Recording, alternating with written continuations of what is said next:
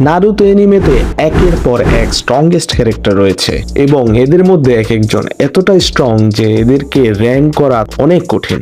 তো আজকের ভিডিওতে আমি নারুতো এনিমের সবচেয়ে স্ট্রংগেস্ট 5জন ক্যারেক্টারদের নিয়েই কথা বলতে যাচ্ছি। ভিডিওটা শেষ পর্যন্ত দেখো, কারণ লাস্টের ক্যারেক্টারটা তো out of the world. Number 5, Sasuke. Naruto এনিমের মধ্যে one of the main protagonist হচ্ছে সাসকে এবং এনিমে শুরু হইতেই তাকে অনেক বেশি পাওয়ারফুল হওয়ার ব্যাপারেই দেখানো হয়েছে। তার স্ট্রংগেস্ট হওয়ার দিকগুলোর মধ্যে প্রথম দিক হচ্ছে তার জন্মগত একটা দিক, সেটা হচ্ছে শারিঙ্গান। হ্যাঁ, শারিঙ্গান উচিহারা জন্ম থেকেই পায়, বাট সেটা আনলক করা হচ্ছে ম্যাটার এবং সেটা সাসকে অনেক সাকসেসফুলি করেছে এবং সেটা ইউজ করে সে অনেক বড় বড় ব্যাটেল জয় করেছিল। এখন যদি আসি 4th grade Ninja ওয়ারে, so সাসকে 4th grade Ninja ওয়ারে কি করেছিল সেটা তো তোমরা জানোই।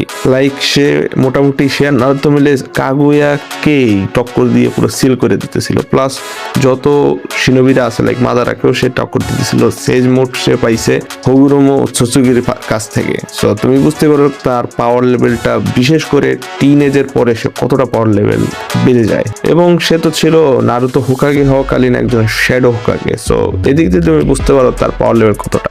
তো 5 নম্বরে সাসকে থাকা তো ডিজার্ভ করে। Number 4, Madara Uchiha. হ্যাঁ, মাদারা উচিহা মানে আরেকজন উচিহা মেম্বার এবং অ্যাজ ওয়েল এইখানেও সবচেয়ে প্রথম অ্যাবিলিটিটা হচ্ছে শারিঙ্গান। শারিঙ্গান উচিহাদের জন্মগত অ্যাবিলিটি এবং এই অ্যাবিলিটিটা তাদের অনেক দিক থেকে এগিয়ে রাখে অ্যাজ এ প্ল্যান। তো তুমি বুঝতে পারতেছো অ্যাজ এ কিড সে কতটা পাওয়ারফুল ছিল। সে ছিল কোনোয়া ভিলেজের প্রথম হোকাগে, আমাদের হাসিরামার রাইভেল, মানে ফ্রেন্ড প্লাস রাইভেল। এবং 4th গ্রেড নিনজা ওয়ারে সে কি করছিল সেটা তো তোমরা সবাই জানো। মোটামুটি সে ছিল সবাই এক সাইডে আর আমাদের মাদারা উচিহা এক সাইডে।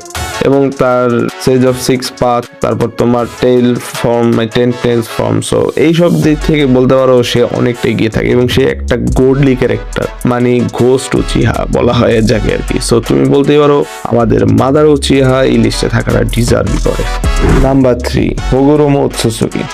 সো হোগুরোমো ওৎসুৎসুকিকে 3 নম্বরে দেখে আশা করি তোমরা কেউ অবাক হও না। লাইক সে ছিল আমাদের কাগুয়া ওৎসুৎসুকি, মানে দ্য গোডেসের ছেলে এবং সে তার মা থেকেই যত শক্তি পাওয়ার পাইছে। প্লাস তুমি যে চাকরা, সেজ অফ 6 পাথ, এই অ্যাবিলিটিগুলো দেখো, গোল্ডি অ্যাবিলিটি, এগুলো তো ভাই তারই ক্রিয়েট করা। তাছাড়াও কোনো অ্যাবিলিটিটার এস্টাবলিশড সেই করছে। সো এদিক থেকে তার টপ 3-তে তো রাখাটা ডিজার্ভিং ছিলই। প্লাস সে ওয়ান অফ দ্য টাফেস্ট এবং স্ট্রংগেস্ট ক্যারেক্টার হওয়ার অন্যতম একজন যোগ্য ক্যান্ডিডেট। Number 2, Naruto. নারুতোকে নাম্বার 2-তে দেখে তোমরা অনেকেই অফেন্ড হইতে পারো, বাট তুমি খালি ভাবো আমাদের টপ 4-এ থাকা প্রত্যেকটা ক্যারেক্টারই নাম্বার 1 হওয়ার যোগ্য। সো নারুতোকে নাম্বার 2-তে দেখে তুমি মনে করতেই পারো যে সে অন অফ দ্য না, মোটামুটি স্ট্রংগেস্ট একজন ক্যারেক্টার আর স্ট্রংগেস্ট ছেলে ক্যারেক্টার বলতেই পারো। আর তার যদি অ্যাবিলিটি এবং অনেক বিষয়, প্রথম বিষয় হচ্ছে সে মেইন ক্যারেক্টার ভাই, তার দিকে একটা মানে ক্যারেক্টার বিল্ডিং এর ফোকাস তো থাকবে। শুধু তার যতটাই অ্যাভয়েডেড ডাম ক্যারেক্টার দেখানো হোক না কেন, যত সে বড় হয়েছে তত তার ক্যারেক্টার ডেভেলপমেন্ট হয়েছে এবং তার মধ্যে আমরা একটা এমন ক্যারেক্টার ডেভেলপমেন্ট দেখতে পাই যেটা অনেক বেশি সেন্সেশনাল ছিল। এবং তার অ্যাবিলিটি নিয়ে বললে ভাই, সে 9 টেলকে যখন মাস্টার করছে তখনই সে one of the strongest character হয়ে গেছে পুরো কোনোহা ভিলেজের মধ্যে।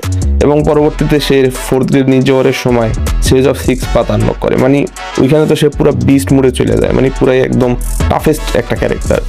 এবং পরবর্তীতে ইনফিনিটিভ সুকুয়ামি ভাই, এইখানেই তুমি বলতে পারো সে নাম্বার 2-তে আইসা পড়ছে। বাট পরে আরো সে পায় বেরিয়ান মোড, যে মোডটা পাইয়া সে ডিরেক্ট একটা গোডলি ক্যারেক্টারে পরিণত হয়ে যায়। সো তুমি বলতে পারো নারুতোকেই আমি ওয়ান অফ দ্য স্ট্রংগেস্টে রাখতে বাধ্য আমার ভিডিও শুরু করার শুরুতেই। এবং নাম্বার 1-এ যে ক্যারেক্টার আছে আমি বলছিলাম আউট অফ দ্য ওয়ার্ল্ড, এবং সে হচ্ছে আমাদের কাগুয়া ওৎসুৎসুকি। হ্যাঁ ভাই, কাগুয়া ওৎসুৎসুকি ছিল ভাই গডেস অফ নারুতো এনিমে। এবং তার দিকে তুমি খালি ভাবো, চাকরা যে একটা গোটেড একটা এবিলিটি, সেইটা তার দেহের একটা ছোট পার্ট, জাস্ট আর কিছু না, মানে তার পাওয়ারের একটা পার্ট, ছোট একটা পার্ট। তো এইখান থেকে তুমি বুঝতে পারো সে কোন লেভেলের পাওয়ারফুল, মানে সে আউট অফ দ্য ওয়ার্ল্ড, মানে পুরো ওয়ার্ল্ডে খাতে তার।